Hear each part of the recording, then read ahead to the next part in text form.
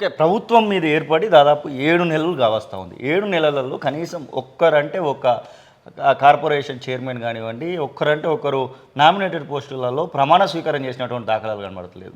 MP elections notification వచ్చే రోజు ఒక 37 మందితో ఒక లిస్ట్ అయితే వచ్చింది. ఇంకా వాళ్ళు కూడా ప్రమాణ స్వీకారం చేసినటువంటి దాఖలాలు కనబడతలేదు. అసలు ఏంటి నామినేటెడ్ పోస్టుల విషయంలో ఎలాంటి నిర్ణయాలు తీసుకోబోతా ఉంది ఈ ప్రభుత్వం?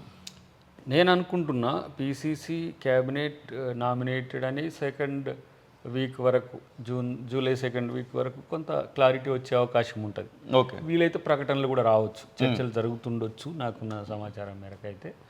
సో దేనికి అదే ప్రత్యేకంగా ఉంటుంది కాబట్టి సో వాటిని కూడా జూలై నెలలోనే దాన్ని ఇప్పుడు ఏంది 25కి వచ్చి ఇంకొక 5-6 రోజులు అయితే జూలైలో పడిపోతాం. సెకండ్ తర్వాత లేదంటే దీని తర్వాత అసెంబ్లీకి పోవడం, అసెంబ్లీ తర్వాత వాటిని అనే విషయంలో అది పెద్దలు నిర్ణయిస్తారు. దానికి సంబంధించి హర్రీ ఏం లేదు. ఓకే. అంటే నామినేటెడ్ కానీ లేకపోతే మినిస్ట్రీస్ కానీ ప్రభుత్వం ఎన్నికలు మిగతా అంశాలన్నీ కూడా పక్కకు పోయిన తర్వాత ఇప్పుడు కొంచెం అడ్మినిస్ట్రేషన్ మీద అంటే మినిస్ట్రీలలో కూడా 6 మినిస్ట్రీలు ప్రధానంగా ఎడ్యుకేషన్ మినిస్ట్రీ ప్రతి రాష్ట్రానికి అవసరము, తెలంగాణ రాష్ట్రానికి కూడా ఖచ్చితంగా అవసరం ఉంటుంది. అలాగే హోమ్ మినిస్ట్రీ అవసరము, హోమ్ మినిస్ట్రీ కూడా ఇప్పుడు 2 శాఖలు కూడా ఇప్పుడు ముఖ్యమంత్రి చేతిలో కనబడతా ఉన్నాయి. అంటే ఈ శాఖలను కేటాయించకపోవడం వలన ఇక్కడ ప్రతి వారంలో 1-2 అత్యాచారాలు, హత్యలు, రౌడీ మూకులకు సంబంధించిన ఇట్లాంటివి కొన్ని వినబడతా ఉన్నాయి. ముఖ్యంగా పెద్దపల్లికి సంబంధించి ఒక ఇష్యూ, ఆ తర్వాత సిర్పూర్ కాళీనగర్ ఏరియాలో ఒక ఇష్యూ, హైదరాబాద్ సరౌండింగ్స్లో కూడా చాలా ఇష్యూస్ కనబడతా ఉన్నాయి. ఇవి కూడా మీరు చూస్తున్నట్టున్నారు. అసలు హోమ్ మినిస్ట్రీ, ఎడ్యుకేషన్ మినిస్ట్రీ విషయంలో ఎందుకు ముందుకు అడుగుపడట్లేదు? ఇంకా 6 మినిస్ట్రీలు ఖాళీ కనబడతా ఉన్నాయి. ఎట్ టైం ఉంటుంది నాకు తెలిసి. అంటే పెద్ద టైం ఏం పట్టదు, ఇంకా ఎలక్షన్ టైంలో మనం పెట్టలేము కాబట్టి. అన్నిటికంటే ముఖ్యంగా ఏంటంటే శాఖలు అన్నిటికి సంబంధించి కూడా పూర్తి స్థాయి క్యాబినెట్ వచ్చే అవకాశాలు ఎక్కువ ఉన్నాయనేది మనకున్న సమాచారం కాబట్టి పెద్దగా సమయం కూడా పట్టదు.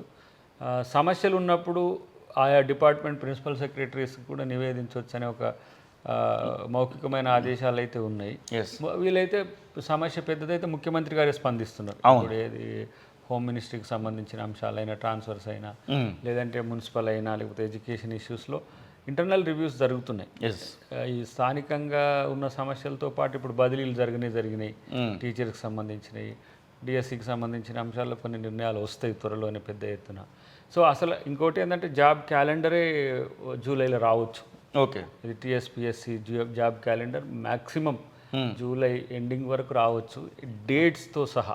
జాబ్ క్యాలెండర్ విషయంలో అద్దంకి దయాకర్ అష్యూరెన్స్ ఇవ్వగలుగుతాడా ఈ ప్రభుత్వం తరపున? 100%. జాబ్ క్యాలెండరే కాదు, జాబ్స్ కూడా. ఓకే.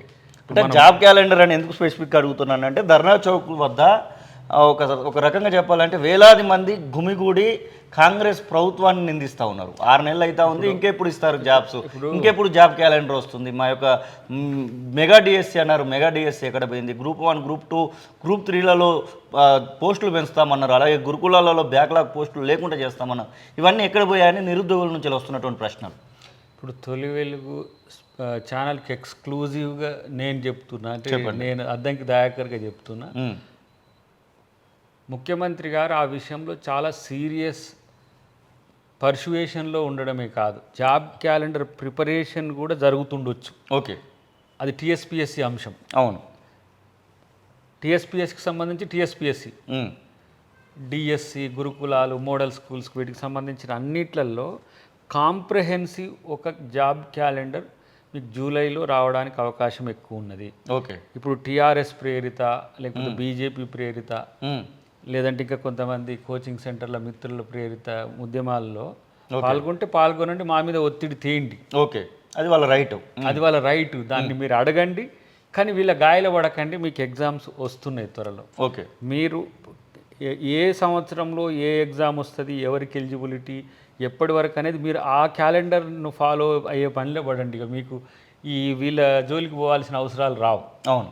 ఉన్న జాబ్స్ అన్నిటిని డిఫైన్ అది బడ్జెటరీ పోస్టులన్నీ కూడా మీకు డిస్క్లోజ్ చేయడమే కాకుండా ఎప్పుడు ఏవి ఖాళీలు అవుతున్నాయో కూడా వాటిని ఇమీడియట్గా రీఫిల్ చేసే ఒక వ్యవస్థను తయారు చేస్తున్నాం. కాబట్టి దాంట్లో ఎలాంటి బేసిజాలు లేవు. ఇదేదో ఫాల్స్ ప్రిస్టేజ్ కూడా పోవాల్సిన అవసరం ప్రభుత్వానికి. అసలైన తొలి వెలుగు. ఫాలో వాట్సాప్ @తొలి వెలుగు అఫీషియల్.